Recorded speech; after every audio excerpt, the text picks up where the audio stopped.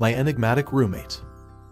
Growing up, I had always been a shy guy. I was the one who would rather bury his nose in a book rather than play sports. I was always the one who relished doing science experiments non-ironically. I was nerdy, but friendly when approached. I never made the first move though, so that fateful night, my own actions took me aback. I was on the ground floor, waiting for the elevator when my new roommate, Reece Phillips, approached. I saw him from my peripheral vision, and try as I may ignore his presence, the apartment complex's lobby was much too cramped for me to actually avoid him. I did not know what possessed me, but I waved awkwardly, and in turn, Reece muttered a breathy hey. It was not so much muttered as it was grunted. I was used to it though. Ever since he moved a little over a week ago, Reece had been distant. I had my fair share of roommates, but he was by far the coldest and least easy to get along with. Probably because he did not talk so much. Not to mention his appearance was somewhat intimidating as well. He was brawny and quite heavily tattooed, making him unapproachable. This night, however, I suppose he felt a lot less grumpy than usual because he actually bothered to make small talk on the way to the apartment. "So you work at the pharmaceutical company down the street?" he asked as I fumbled through my bag for the keys. I simply nodded, attempting to focus on the task at hand. It seemed like my hands would not cooperate with me, as they decided that now would be the time to get all sweaty and clumsy. I finally got the keys after a while, during which Reece had already stopped talking and was staring right at me, which made me even more nervous. To say that I struggled with the keys would be an understatement. On usual days, I was already relatively flimsy, but today was a particularly rough day, so I was even more careless than usual, and I guess he was not having it. "Is this your usual level of lameness?" he asked mockingly. "I mean, just warn me, will you? I don't typically have this much patience." I lost it. I usually did not mind snarking remarks like that, and boy did Reece make a lot of side comments that were borderline rude. But I was not having it today either. "Do you mind? Maybe instead of running your mouth, you can actually help." How typical, standing around there while I'm left fumbling. "Just like how you've been doing with house chores." I must have hit a nerve because Reece did not retort after that. I took my time with the keys this time around, not wanting to fumble once more. He looked away while I finally unlocked the door, possibly to keep himself from voicing out any more rude comments. To my surprise, he uttered another word as we entered the apartment. "I'm sorry," he said softly, as though he was embarrassed about his earlier behavior. I know it's typical of me to make side comments, but I don't usually attack people like that. I just had a rough day, and that's a bad excuse, I'm aware. But forgive me, Logan." That was probably the first time I ever heard him address me by my first name. "It's all good. I also had a rough day. You need any help?" He looked at me, astounded, before he cracked a smile. "I was a total jackass to you and you're still extending me help," he said, unbelieving. "You're too kind and I don't deserve you. But I'm all good, Logan, thanks. I just got dumped by my girlfriend. No biggie." I smiled sympathetically as I patted him gently on the back. I did not know what propelled me to touch him, but it felt right at that moment. He tensed up at first, but relaxed shortly after and flashed me a grin. "I don't know if this will comfort you, but I also just got dumped, so we're kind of in the same boat here," I admitted. "No way," Reece exclaimed. "They're really stupid if they dumped you. Anyone would be lucky to have you." I was probably blushing profusely, but I tried to hide my giddiness as I heard these words from Reece. "Stop it, you're just making up for the mean things you said earlier on." We laughed and continued our conversation in the living room. Coincidentally, both of us brought home some takeout, so we had a nice heartfelt exchange over some dinner. He told me that his girlfriend of almost 5 months, Katrina, suddenly dumped him today. Although she was not the kindest person to Reece, he said that she endured his mood swings and closed-off personality, and for that, he would miss her dearly. On the other hand, I told him about my now ex-boyfriend, Connor James, who was my dearest friend above all. Connor is openly bi, so this was a long time coming, I confessed to Reece. He's been seeking a more conventional relationship with a woman, and I suppose I'll let him be happy. "I'm sorry to hear that, Logan. Don't ever think for a moment that you're not enough," he comforted me. "I'm sure he is beyond grateful to love and be loved by you. It's just that he wants to be more himself." I flashed him a Cheshire grin. "You're really sweet when you want to be. Do you know that?" I questioned him, shocked. He blushed at my words and looked down at his food. I found this habit of him cute. He seemed to have a scary demeanor and he came off rude at times, but he really was not. He was just an extremely quiet guy and misunderstood. Coupled with his daunting tattoos, I was not surprised that he was often judged, given that I myself judged him too soon too. Before I could forget, I asked him a question that had been lurking at the back of my mind since I moved. Wait, since I told you about Connor, you now know I'm gay and that's not a problem with you? I inquired. Reece shook his head vigorously. I was surprised, but it will never be a problem with me. You can be who you want to be. I'm in no position to make any judgment or comments about that. With that, we spent the entire night just talking about our lives. Reece asked quite a few questions about my lifestyle, and I was beyond happy to be myself around him. No longer feeling afraid that I would be discriminated against because I was gay. I learned that besides his regular job as an engineer, he also sang, which surprised me immensely. I told him about my job as a chemist and my passion for painting, baking, and sewing. Despite our contrasting backgrounds and interests, I was surprised by how easily we bonded. From that night onwards, we were inseparable. Although we went our separate ways in the morning, we found comfort and solace in one another at night. We had the best talks during dinner time, and it amazed me how range our topics of conversation were. We could talk about anything from our latest manga read to deeper and more sensitive topics such as our families. We made dinner a ritual and alternated providing food. On days that it was my turn to provide dinner, I would make a nice home-cooked meal. Reece always commended how good my cooking smelled and how it tasted even better. One night, he took me aback when he crept up on me as I was making dinner. He wrapped his tattooed arms around my tiny waist and shouted boo, to which I jumped and my heart stopped momentarily. Don't do that, I warned. It smells so good. I heard him groan, and I could have sworn he was not only referring to the dish that I was cooking because he was also sniffing me. We made this our new routine, cooking dinner together or ordering in on nights that we felt exhausted, eating our meal over a nice dialogue, watching television together or reading,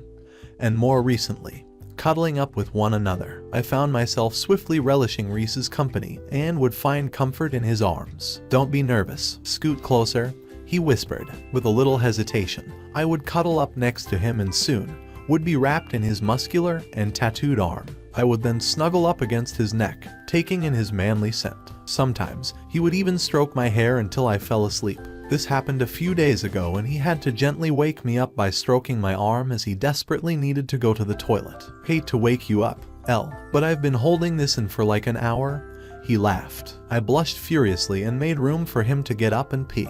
But as soon as he came back, he offered his arms again and I snuggled back towards him. Not only was he providing me with physical comfort, but we also became each other's support system through our post-breakup struggles. A few weeks later, we were talking about how we were coping with being single, and he opened up to me, so I did to him too. I'm okay now. I would say I'm content, and I cannot be happier that after my breakup with Katrina, I found friendship in you, Reece admitted. I smiled at the thought and covered his hand with mine. I gave it a tight squeeze while smiling at him. And same for me, I replied. Connor and I are friends again anyway. He's a wonderful friend, after all. Just not meant to be as a boyfriend, I guess. I could have sworn that a wave of jealousy flashed through his face, but Reece, being Reece, swiftly recovered and put up an emotionless face as usual. On days that were rougher, I was there to hold Reece's hand. He did not look like it, and I know he said he was okay, but I knew better. It was evident that he had flashbacks of his relationship with Katrina every now and then, and it showed. His eyes would be bloodshot red and he would look even paler than usual, making his tattoos stand out even more. But I was there for him through those rough nights. I would lend him my shoulder literally and figuratively. He would lean against me as he let out those bottled up feelings. I would make soup for him when he felt too sick to consume anything else. What did I ever do to deserve someone like you? Reece said one night after I gave him advice. He took my hand in his strong ones and I was certain I turned beet red instantaneously. If only Katrina treated me this way. You deserve the best, Reece. Nothing less. With that, I looked up and met his gaze. Surprisingly, his face was extremely adjacent to mine. He was so close that I could feel the warmth of his breath across my face. Without hesitation, I leaned in and did what I have been holding back for the past couple of weeks. Gently, I kissed him and he was hesitant at first, but he kissed me back. It was nothing short of magical and his lips were just as I had imagined. Soft, supple, and heavenly. We both pulled back after and I thought this was the start of a budding romance, but I could not be more wrong. If anything, that kiss made us distant and it seemed like it did quite the opposite of what I had hoped. A few days after that fateful night, we broke our routine and it seemed like we were back to the days when we were merely strangers, and I thought of Reece as a mean, intimidating roommate. I was melancholic, and since my ex-boyfriend, Connor, and I worked in the same laboratory, he must have noticed this and invited me for coffee one afternoon. I've never seen you this upset, Logan," he commented as he stirred some creamer into my coffee and handed me a pastry. "Look, we may have broken up, but you're still my dear friend, so spill the beans, honey." I sighed and told him about the development in my dynamic with Reece and how it came crashing down once more after the night we kissed. From what I know, he's straight, so maybe he's in denial about these feelings that are surfacing, I told Connor. Connor nodded in affirmation. "Possibly, so he has been ignoring you?" he asked. I also nodded. "Look, he even started hanging out with his ex-girlfriend again. I think they're back together,"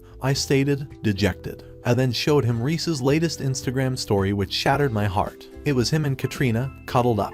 Just a few days ago, it was us who were in each other's arms, and now he was back in the arms of that very woman who broke his heart. Why did he so easily run back to her? Was I really that disposable? Or all of our dinner conversations, cuddle nights, and bonding moments not enough? "No way," Connor exclaimed. "That's his girlfriend." "Yup, and it seemed like they're back together," I commented as I clicked next on Reece's Instagram stories and saw that he had reposted Katrina's story. It read, "Home is where the heart is. We back." A wave of hurt ran through me, and it has been a while since I felt this much frustration and betrayal. Although Reece and I were not officially together, I lived for the hope that one day we would be, so it sucked to see him with another person, much less the very girl who dumped him just a month ago. "Look, Logan, I told you a week ago that I'm seeing someone, right?" inquired Connor. I nodded. "Well, believe it or not, that skank is that very girl that I was seeing. And you know what? We're still together to this date," Connor revealed. I was flabbergasted, and I was positive that my mouth was wide open at the unexpected turn of events. "No way. So she's playing the both of you," I stuttered. Connor nodded in affirmation. "Honestly, she's a nice girl, and I've been having fun exploring my sexuality with her. But man, this is sick. She's toying with me and your roommate. Unbelievable," he huffed, evidently frustrated. "I must tell Reece at once," I affirmed. Connor agreed and said he would wait for my update before he dumped that evil Katrina. Later that night, I stayed up until well past midnight to wait for Reece. By the time he got home, it was 1:30, and I had already fallen asleep on the couch multiple times. I greeted him, only to get a grunt in return. We were truly back in our rude, unfeeling roommate and shy, awkward gay roommate era. "Reece, wait. There's something you need to know about Katrina." He was about to enter his room at this point, but stopped dead in his tracks when he heard her name. "What about her? Leave her out of this," he snapped. "Look, she's playing you. You know my ex Connor. He's been seeing her since before you two got back together, and although you seem to be spending every waking hour back with her, she's also still seeing Connor. Can't you see? She's playing the both of you," I blurted out. With this, Reece closed his eyes and sighed. "Look, Logan, you're a good person and a kind friend. I've enjoyed the past few weeks with you. But that kiss, it never should have happened. Surely, I may have caught feelings for you. I mean, how could I not? You're a complete package. But I'm just not ready to be in a relationship with another guy," he said softly. "But she's cheating on you. I'm protecting you," I cried. Reece put up a hand to stop me. "You're protecting yourself. You can't accept the fact that I chose her over you, and now you're fabricating stories so I can come crawling back to you. I've made peace with my decision, Logan, and I hope you can too." He then slammed the door of his room, leaving me crestfallen. But one thing about me was I never gave up on the people I loved, even when they seemed to have given up on me. The next day, I told Connor the turn of events from last night. He was unbelieving, but he agreed with me that perhaps Reece was still in a state of denial. But we were not going to let Katrina off that easily. Connor had told me stories of how manipulative she could be, so I was not surprised that she seemed to have Reece on a leash. "We need to get your roommate to see me and Katrina together firsthand," Connor uttered. "We're going out to dinner in town tonight. Could you get Reece there?" It was a challenge, but I left my shift early, knowing that Reece would likely be heading home at around 5 p.m. If he was not hanging out with Katrina tonight, he would be clocking out at work then, as he always did, and so I waited just outside the firm that he was working at. He seemed surprised to see me, but approached me with caution. "Logan, hey," he greeted, much calmer than he was last night. I'm sorry," we said at the same time. We laughed at the blunder and smiled. I took this as my chance to ask him out on a dinner, and he agreed. Just like the old times, we held a conversation effortlessly, and I could not be happier that our bond did not disappear despite the rocky past few days. Just as planned, we walked past Mama Lou's, an Italian restaurant, where Connor and Katrina would be dining al fresco as planned. Just as we were approaching, Katrina leaned in to plant a kiss on Connor's lips, and Reece eyed them, tongue-tied. He approached the table, fists clenched. "Oh, look, it's my girlfriend with another man," shouted Reece, drawing curious stares from onlookers. What is happening here? I don't know this man, baby." Katrina tried to defend herself and pushed Connor off her at once. Some whispers were building up around us, clearly aghast by Katrina's dumb behavior. "I should have listened to Logan when he warned me about you. I was much too blinded by your manipulation and constant guilt tripping. Meanwhile, you're out here making a fool out of not just me, but also this guy who was also left in the dark." Reece raged. Katrina stood up from her seat, clinging onto Reece for dear life. She was begging him to listen to her contradicting explanation.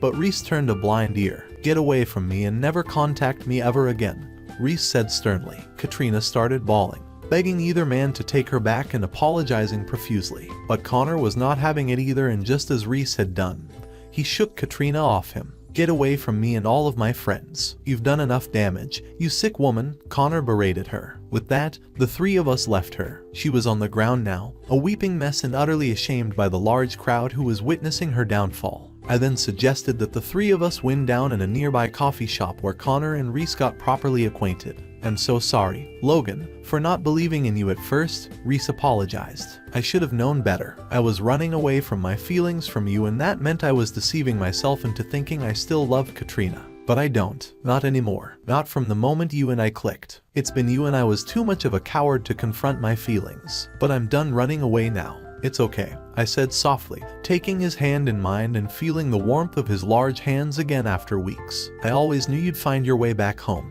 Are you guys sure that you're not married yet?" "You act like it," Connor commented, gushing at the sight of me and Reece. "Well, we're not married yet since I don't even know if I truly deserve Logan. Anyway, if we were going to get married, you'd be the best man," replied Reece. "Oh honey, you better act on your feelings for Logan and make him feel like the king he deserved to be treated as, or I'm coming for him. I'm warning you," Connor bantered. "Connor," I laughed, although I knew Connor was joking. Reece seemed to be taking him seriously, afraid that I was going to slip out of his fingers once more. He leaned in towards me and planted the most gentle and passionate kiss I have ever had. "No one else is stealing you from me," he whispered after the kiss. And that was how I got together with my enigmatic roommate. Summary: Logan was always the shy, boy next door type. When he gets a new roommate in the heavily tattooed and intimidating Reece Phillips, they did not click right away because of obvious differences. But one night when Logan finally snapped at Reece's snarky remarks, they unorthodoxly started a friendship. They confided in each other through their individual breakups and even took comfort from each other physically. One night, after they kissed, Reece started distancing himself from Logan, afraid of the feelings and uncertain about entering in a relationship with a fellow man. This devastated Logan, who confided in his ex-boyfriend who remained to be his good friend, Connor James. Connor readily listened to Logan's situation, but was aghast to find out that Reece had gotten back together with his supposed ex-girlfriend, Katrina, and mainly because Connor himself had been seeing the same girl. Determined to open Reece's eyes to Katrina's blatant cheating, Logan exposed her deeds. But Reece was unbelieving of it until he saw Connor and Katrina kissing firsthand. Connor, Reece, and Logan confronted Katrina, embarrassing her in front of a large crowd for the cheating scandal. They left her weeping and having no face to show, and finally, Reece and Logan got together. The end. Thanks for watching. Consider subscribing to become a part of our Rainbow Force and stay wholesome.